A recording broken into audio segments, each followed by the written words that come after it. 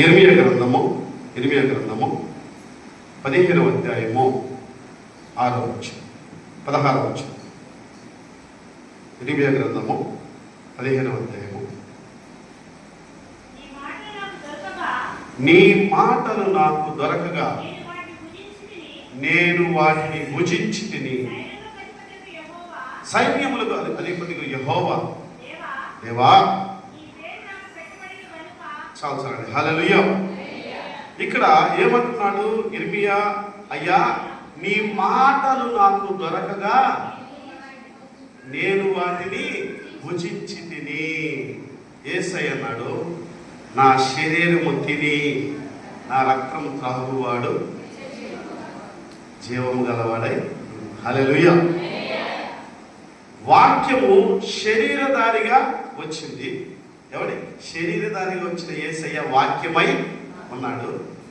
మందిరానికి వచ్చిన మనము ఎవడి వాక్యాన్ని వినేవారిమై, వాక్యాన్ని మనం వినటం ద్వారా మనలో జీవం అనేది కలుగుతుంది. ఈరోజు వాక్యాన్ని నిర్లక్ష్యం చేసే వాళ్ళు ఉన్నారు. వాక్యానుసారమైన జీవితానికి దూరంగా ఉండే వాళ్ళు ఉన్నారు. ఎవరి వాక్యాన్ని పెడచెవిని పెట్టేవారై ఉన్నారు. ఎవరి మనుషుడి యొక్క సొంత మాటలు నీకు ప్రయోజనకరంగా ఉండకపోవచ్చేమో, కానీ దేవుని యొక్క వాక్యం మటుకి 100% నీకు ప్రయోజనకరంగా ఉంటుంది. హల్లెలూయా. దేవుని యొక్క వాక్యం నీకు జ్ఞానాన్ని కలగజేస్తుంది. హల్లెలూయా. దేవుని యొక్క వాక్యం నీ కుటుంబం ఎలా కట్టుకోవాలో నేర్పిస్తుంది. హల్లెలూయా. దేవుని యొక్క వాక్యము నువ్వు ఏ మార్గంలో నడవాలో, ఎలా వెళ్ళాలో నీకు తెలియపరుస్తుందంట. హల్లెలూయా. దేవుని యొక్క వాక్యము ఇరుకైన మార్గానికి విశాలతను కలగజేస్తుంది. దేవుని యొక్క వాక్యము నీ ఆరోగ్యానికి లేదా నీ యొక్క అనారోగ్యానికి ఆరోగ్యాన్ని కలగజేస్తుందండి. హల్లెలూయా.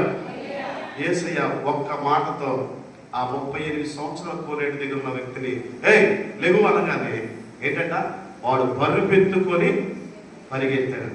అప్పుడు దాకా బెతెస్దా కోనేటి దగ్గర ఎవడి వాడు వెయిట్ చేస్తా ఉన్నాడంట కోనేటి దగ్గర. ఎవడి యేసయ్య వాక్కులో ఏమున్నది? స్వస్థత ఉన్నది. దేవుని యొక్క వాక్కులో స్వస్థత ఉన్నది. దేవుని యొక్క వాక్కులో మనకి జీవం ఉన్నది. దేవుని యొక్క వాక్యములో జ్ఞానం ఉన్నది. కనుక వినే చెవులు ఉన్నాయి. ఏంటంట? వినే చెవులు ఉన్నాయి. వినే చెవులు లేకపోతే ఎలాంటి ప్రమాదంలో పడతామండి? ఎవరి చెవితో రోడ్డు మీద పోతా ఉన్నాడు, కారు ఆటలు పడతా ఉన్నాడు, వినపడతలేదు అనుకోండి, ఎట్లా ఉండేది? ఎవడు వినపడకపోతే చాలా వరకు పోతాయి. ఈరోజు తల్లిదండ్రుల మాటలు వినేవాళ్ళు లేరు, పెద్దలేదని చెప్తే మంచి మాట వినేవాళ్ళు లేరు. ఎవడి అలాగనే దైవశాస్త్రం చెప్తే వినేవాళ్ళు లేరు. వినకపోవటం వల్ల నష్టపోయేది ఎవరో? మనమే. ఎవడు కనుక వినాలంట. అందుకని వేసారు, మీ చెవులు వినిచున్నవి కనుక అవి ధన్యమై ఉన్నవి. హల్లెలూయా. హల్లెలూయా. మీ కనులు చూచుచున్నవి కనుక అవి ధన్యమై ఉన్నవి. హల్లెలూయా. ఎవడి యేసయ్య మాట కూడా చెప్పాడు. ఆ పై మాటలు ఏమంటాడంటే, ఈ జనులు నన్ను పెదవులతో మాత్రమే స్తుతిస్తున్నారు కానీ వారి హృదయాలు నాకు దూరంగా ఉన్నాయి. వారి కళ్ళు నుండి చూడకయు, చెవుల నుండి విన్నవారై ఉన్నారు. వారి హృదయం ప్రొవినేదై ఉన్నారు. హృదయం ప్రొవితేనే చెవులు కూడా ఎక్కింది. కొంతమందికి ఎవడి హృదయం ప్రొవితే ఎలాంటి ఇబ్బందులు వస్తాయండి? మనం కాదులేండి, మనందరం దేవుని సన్నిధిలో ఉన్నాం కాబట్టి. హృదయం ప్రొవిన వాళ్ళకి ఏమొస్తాయండి చెప్పండి? డాక్టర్లు ఇప్పుడు ఏం చెబుతున్నారు? గుండెకి కొవ్వు బట్టి రక్తంలో కొవ్వు ఎక్కువ శాతం ఉండి గుండె జబ్బులు వస్తాయి అంటారు. కొవ్వు ఉండాల్సిన పరిధిలో ఉండాలి, దానికి బట్టి మించితే వాగాలి. అదవుతుందా? ఎవడు కనుక మనకి వినే చెవులు కలిగి ఉండాలంట. హల్లెలూయా. అది మన ఆధ్యాత్మిక జీవితంలో మనల్ని బలపరిచేలాగా చేస్తుందని. ఆనాడు ఇశ్రాయేలు యొక్క ప్రజలు దేవుని యొక్క వాక్యానికి కరువైనప్పుడు వారు ఎంతగానో రోధించారంట.